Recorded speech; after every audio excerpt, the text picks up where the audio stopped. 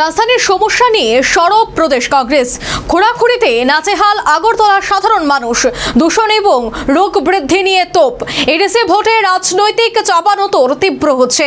সরকারের বিরুদ্ধে তুগলকি শাসনের অভিযোগ। রাজ্যের আইন শৃঙ্খলা এবং নাগরিক সমস্যা নিয়ে সরব হলো ত্রিপুরা প্রদেশ কংগ্রেস। রাজধানী আগরতলার বর্তমান পরিস্থিতি নিয়ে সাংবাদিক সম্মেলনে একাধিক অভিযোগ তুলেছেন প্রদেশ কংগ্রেসের মুখপাত্র প্রবীর চক্রবর্তী। তার অভিযোগ, আগরতলায় লাগাতার রাস্তা খোঁড়াখুড়ির কারণে জনদুর্ভোগ, অবস্থাজনিত কারণে ভয়াবহ ট্রাফিক জ্যাম তৈরি হচ্ছে। এতে সাধারণ মানুষের দৈনন্দিন জীবন দুর্বিষহ হয়ে উঠেছে। পাশাপাশি বায়ু দূষণও বিপজ্জনক মাত্রায় পৌঁছেছে বলে দাবি করেন তিনি। বর্ষার আগেই জলবাহিত রোগের সংক্রমণ বাড়ছে বলেও অভিযোগ করেন কংগ্রেস নেতা। আগরতলার আমাদের যে বায়ু দূষণ ভয়ঙ্কর জায়গায় গিয়েছে, রোগ সুখের সৃষ্টি হচ্ছে, পরিশোধিত পানীয় জলের অভাবে জলবাহিত রোগ গোটা রাজ্যে ছড়িয়ে গেছে। আগরতলা শহরে ব্যাপক মাত্রায় ডায়রিয়া, টাইফয়েডে স্বয়ং মুখ্যমন্ত্রীর এলাকায় মানুষ মারা গেছে। এই জায়গাতে তুগলকি রাজ্যে যেমন এডিসিতে তেমন তেমনি আগরতলা শহরে তুগলকি রাজ চলছে।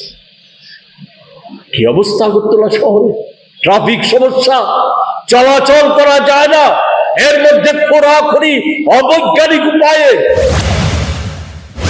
সম্প্রতি সামান্য বৃষ্টিতে রাজধানী আগরতলার বহুলাংশে গুরুত্বপূর্ণ রাজপথ জলমগ্ন হয়ে যাওয়ার বিষয়টি এদিন আক্ষেপের সুর তুলে ধরেন প্রদেশ কংগ্রেসের মুখপাত্র। এই যে সামান্য বৃষ্টি তো আসেনি, এই যে কদিন বৃষ্টি হলো, আপনাদের অভিজ্ঞতা কি? আধা ঘন্টা বৃষ্টিতে আগরতলা জলমগ্ন হয়ে যায়। যে সমস্ত লক্ষ কোটি টাকা দিয়ে যে সমস্ত ড্রেন নির্মাণ করা হয়েছে, কভার ড্রেন নির্মাণ করা হয়েছে, সে কভার ড্রেনের উপরে যে স্ল্যাব, নিচে আবর্জনা জমে আছে। এটা আগে থেকে শুরু হয়েছে। এশিয়ান ডেভেলপমেন্ট ব্যাংক যখন ওই অটল বিহারী বাজপেয়ী ক্ষমতায়, সেই সময় যে প্রকল্প দিয়েছিল, সেই সময়ে একই ধারায় কাজ হয়েছে। ওই দিনও আমি সেই বিষয়গুলির বিরোধিতা করার চেষ্টা করেছিলাম, ইতিবাচক পরামর্শ দিয়েছিলাম।